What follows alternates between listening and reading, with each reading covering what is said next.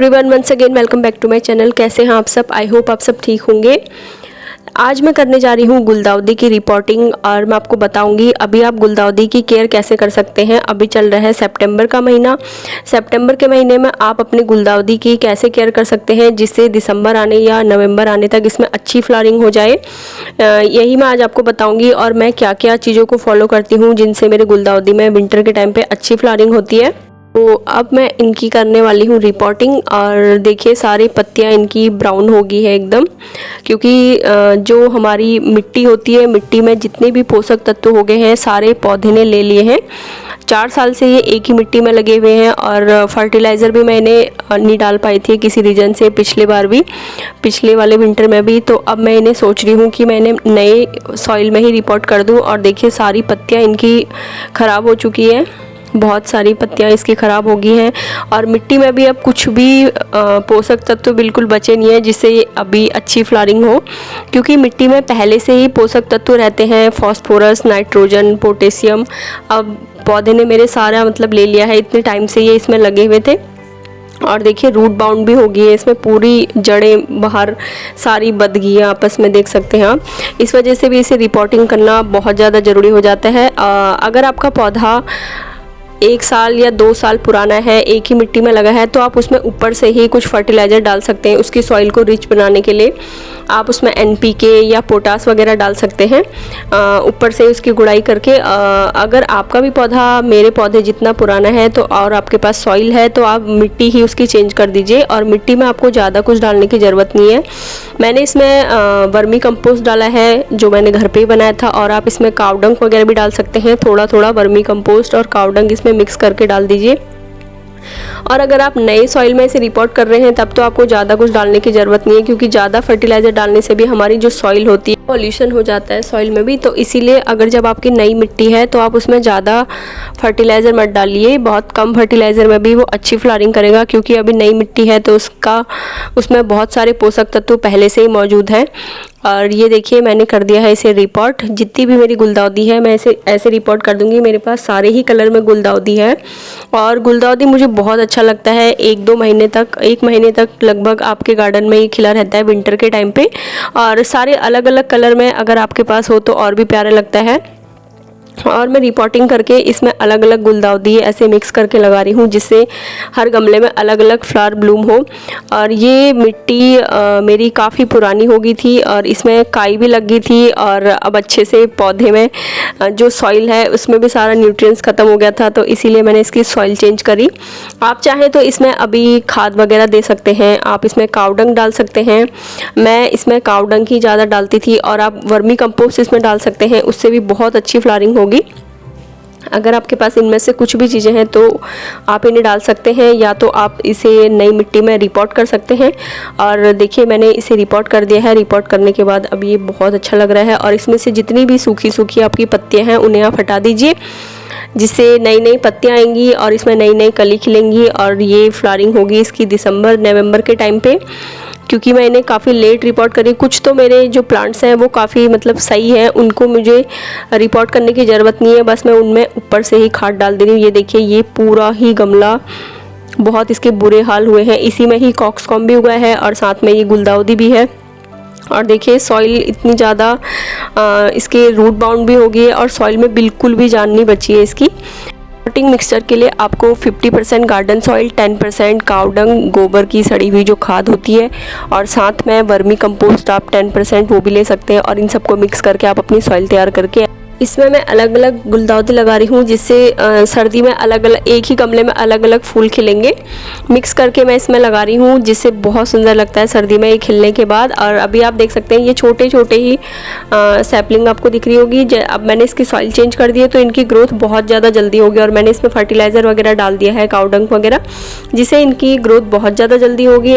तो इसीलिए अभी भी काफ़ी टाइम है, आप अपनी गुलदाउदी को रिपोर्ट कर सकते हैं। अगर आपने रिपोर्ट नहीं किया है या तो आप उसमें खाद डाल दीजिए उसकी गुड़ाई करके, या उसे रिपोर्ट कर दीजिए। बहुत से लोगों की फिर शिकायत होती है हमारी गुलदाउदी में फूल नहीं आ रहे हैं, क्योंकि आप सोचिए 4-5 साल से या 2 साल से पौधा एक ही मिट्टी में लगा है और आप उसे कुछ भी फर्टिलाइज़र नहीं दे रहे हैं तो वो फूल कहाँ से देगा।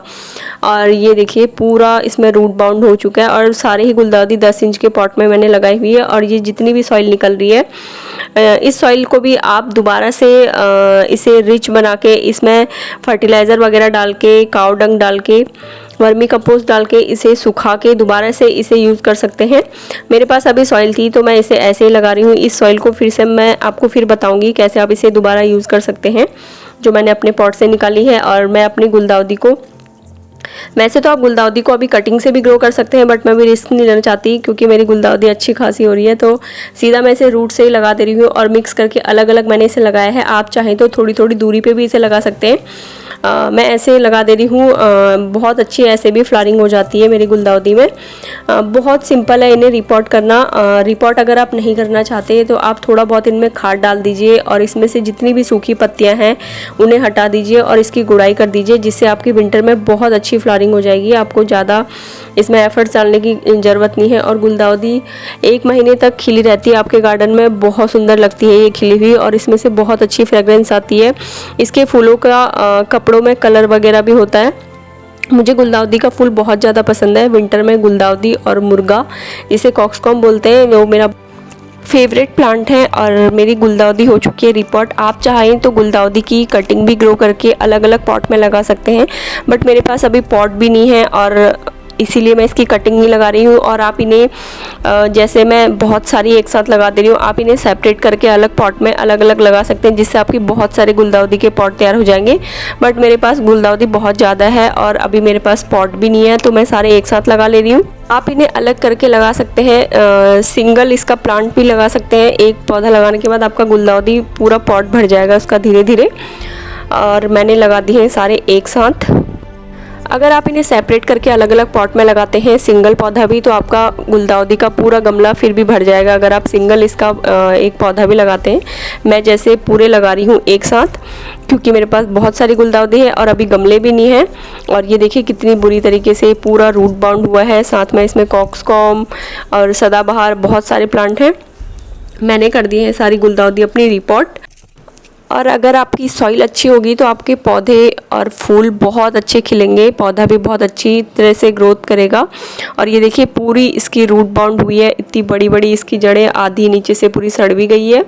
तो इन सबको मैंने खोल के दोबारा से सारा रिपोर्ट किया है। आप भी ऐसा कर सकते हैं। ऐसा करने से अभी जैसे ही विंटर आएगा बहुत अच्छी इसमें फ्लावरिंग होगी, बहुत ज़्यादा भर भर के इसमें फूल आते हैं और 2 से 3 बार पूरा विंटर ये फूल दे देता है।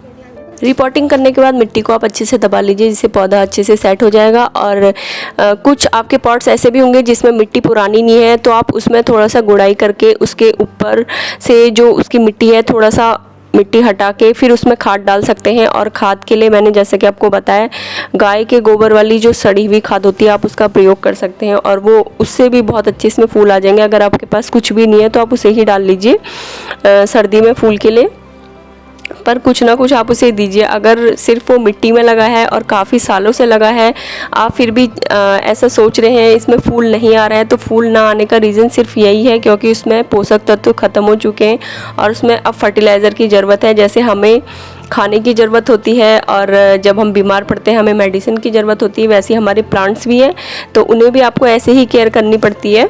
और ये सारी जितनी भी सूखी पत्तियां हैं इन सबको हटा दीजिए, धीरे धीरे इसमें नई पत्तियां आते रहेंगी। और ये देखिए रिपोर्ट हो चुका है मेरा प्लांट। रिपोर्ट करने के बाद अब ये थोड़ा हेल्दी लग रहा है और आप इसे कुछ दिन ऐसे ही छाया में रखिए। 2-3 दिन बाद आप इसे आराम से धूप में रख सकते हैं और अब ये और ज़्यादा जल्दी ग्रोथ करेगा। नई नई इसकी पत्तियाँ आएंगी और बहुत सुंदर ये लगता है गुलदाउदी खिलने के बाद।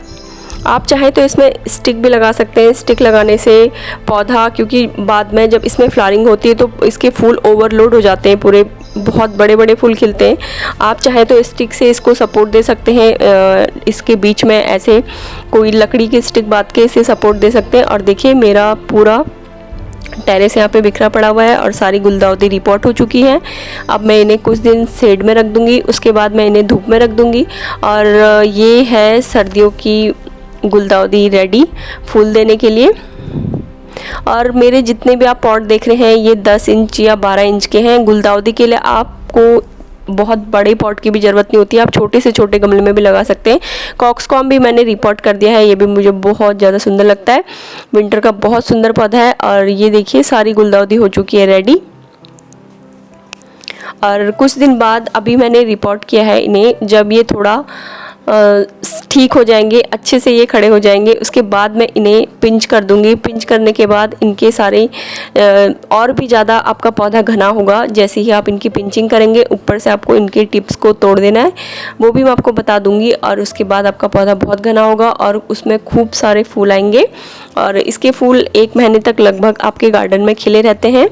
तो अगर आपने अभी भी गुलदाउदी में रिपोर्टिंग नहीं करी है तो आप अभी भी कर लीजिए। अगर आपके पास रिपोर्टिंग के लिए सॉइल नहीं है तो आप उसमें मैन्योर, घर में बनाया हुआ कंपोस्टिंग या गाय के गोबर की जो सड़ी हुई पुरानी वाली खाद होती है, आप उसका प्रयोग कर सकते हैं। साथ में आप NPK वगैरह, पोटास वगैरह डाल सकते हैं।